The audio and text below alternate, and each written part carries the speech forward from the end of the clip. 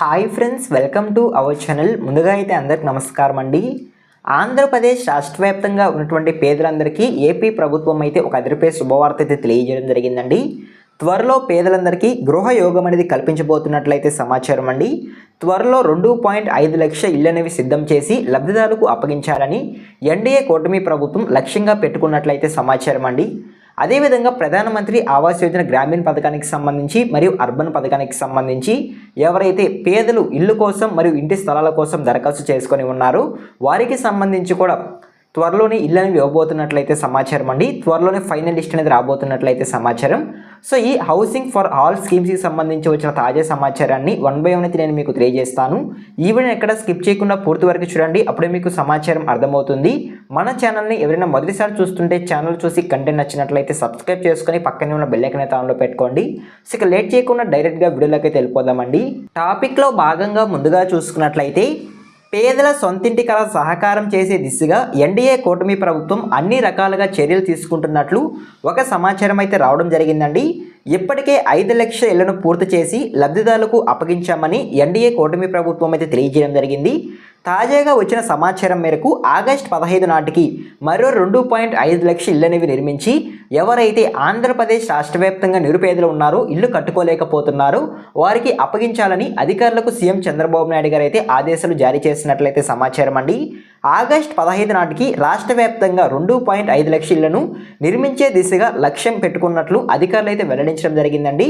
So ఓకేనా, గృహ నిర్మాణ శాఖ ఉన్నతాధికారులు ఎప్పటికప్పుడు క్షేత్రస్థాయిలో అన్ని పరిశీలిస్తూ గృహ నిర్మాణం అనేది వేగం పుంజుకునేలా చర్యలు తీసుకోవాలని ఎన్డీఏ కూటమి ప్రభుత్వం తెలియజేయడం జరిగిందండి. సో ఓకేనా, టార్గెట్ను ఎట్టి పరిస్థితుల్లో మిస్ కాకుండా అనుకున్న టైంలోనే ఇళ్ళు అనేవి నిర్మించి లబ్ధిదారులకు అప్పగించాలని ప్రభుత్వం అయితే తెలియజేయడం జరిగింది. సో ఓకేనా, మీకు అర్థమైంది అనుకుంటున్నాను. సో 2.5 లక్షల ఇళ్ళు అనేవి ఈ ఆగస్టు 15 నాటికైతే అప్పగించబోతున్నట్లయితే సమాచారం అండి ఆంధ్రప్రదేశ్ రాష్ట్ర వ్యాప్తంగా ఉన్నటువంటి లబ్ధిదారులకైతే. సో ఓకేనా, మీకు అర్థమైంది అనుకుంటున్నాను. అదేవిధంగా ప్రస్తుతం వచ్చిన సమాచారం మేరకు 6,300 మందికి ఇళ్ళు అనేవి త్వరలోనే అప్పగించబోతున్నట్లయితే సమాచారం అండి. గత లేఅవుట్లలో ఫ్లాట్ల పంపిణీకి కసరత్తు చేస్తున్నట్లయితే సమాచారం.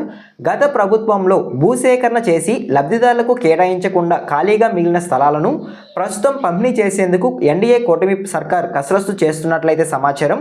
అందరికీ ఇల్లు పథకం ద్వారా పల్లెల్లో 3 సెంట్లు మరియు పట్టణ ప్రాంతంలో 2 సెంట్లు చొప్పున పంపిణీ చేయాలని ప్రకటించగా ఇప్పటికే 30,000 వరకు దరఖాస్తులు వచ్చినట్లయితే సమాచారం అండి. 2 సెంట్లు 3 సెంట్లు ఇంటి స్థలాల కోసం అయితే. సో ఓకేనా, ముందుగా ఖాళీగా ఉన్న స్థలాలను గుర్తించాలని ప్రభుత్వం అధికారులకు ఆదేశాలు జారీ చేసింది.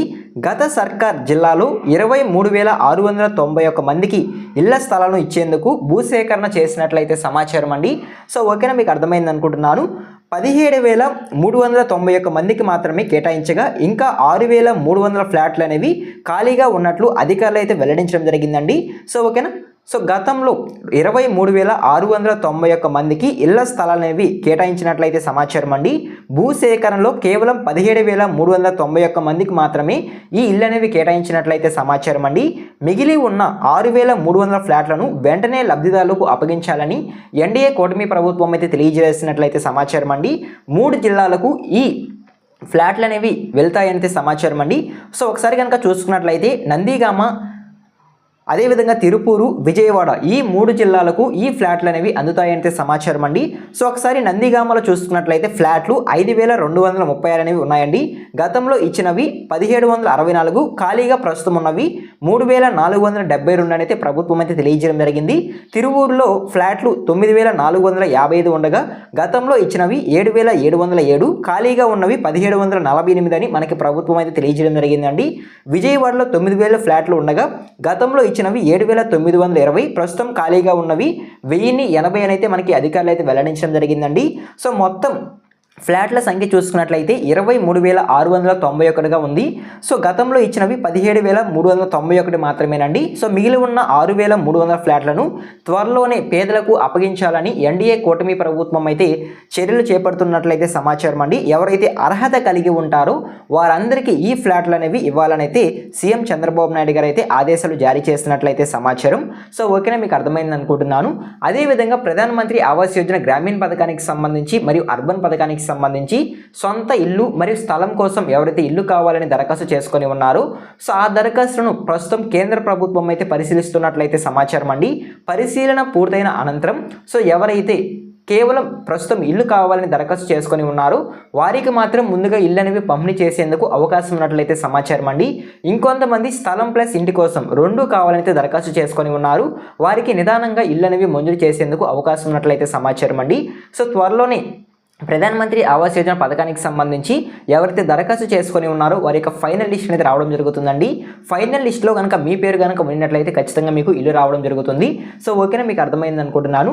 సో త్వరలోనే అయితే ఈ ప్రధానమంత్రి ఆవాస్ యోజన గ్రామీణ పథకానికి సంబంధించి మరియు అర్బన్ పథకాలకు సంబంధించి కూడా ప్రభుత్వం అయితే ఇల్లు అనేవి కేటాయించేందుకు అవకాశం అయితే ఉంటుందండి. సో ఎవరైతే ఉచిత ఇళ్ల కోసం దరఖాస్తు చేసుకొని ఉన్నారో వారి పేరు కనుక వచ్చినట్లయితే వారందరికీ 2,39,000 రూపాయలు ప్రభుత్వం మరియు కేంద్ర ప్రభుత్వాలు అయితే ఆర్థిక సహాయం అయితే అందించడం జరుగుతుందండి, పెట్టుబడి సాయం కింద అయితే. సో 5 దశల్లో ఈ అమౌంట్ అనేది మీ బ్యాంక్ ఖాతాలోకి జమ కావడం జరుగుతుంది. సో కొంతవరకు అంటే మీరు బేస్మెంట్ లెవెల్ కనుక పూర్తి చేసుకున్నట్లయితే కొంత అమౌంట్, గోడలు, స్లాబ్, అదేవిధంగా ఇల్లు మొత్తం పూర్తయిన తర్వాత కొంత అమౌంట్. సో ఈ విధంగా రకరకాలుగా 5 దఫాల్లో అయితే మీకు అమౌంట్ అయితే మీ బ్యాంక్ ఖాతాలోకి ప్రభుత్వం మరియు కేంద్ర ప్రభుత్వాలు అయితే జమ చేయడం జరుగుతుందండి. సో ఓకేనా, ఈ విధంగా ఉచిత ఇల్లు పథకాలకు సంబంధించి ఒక ఇన్ఫర్మేషన్ అయితే రావడం జరిగింది. ఈ ఇన్ఫర్మేషన్ కనుక మీకు నచ్చినట్లయితే లైక్ చేయండి. ఇలాంటి లేటెస్ట్ అప్డేట్స్ కొరకు మన ఛానల్ని సబ్స్క్రైబ్ చేసుకుని పక్కనే ఉన్న బెల్ ఐకాన్ ఆన్లో పెట్టుకోండి. ఎండ్ వరకు చూసిన థ్యాంక్ యూ ఫర్ వాచింగ్.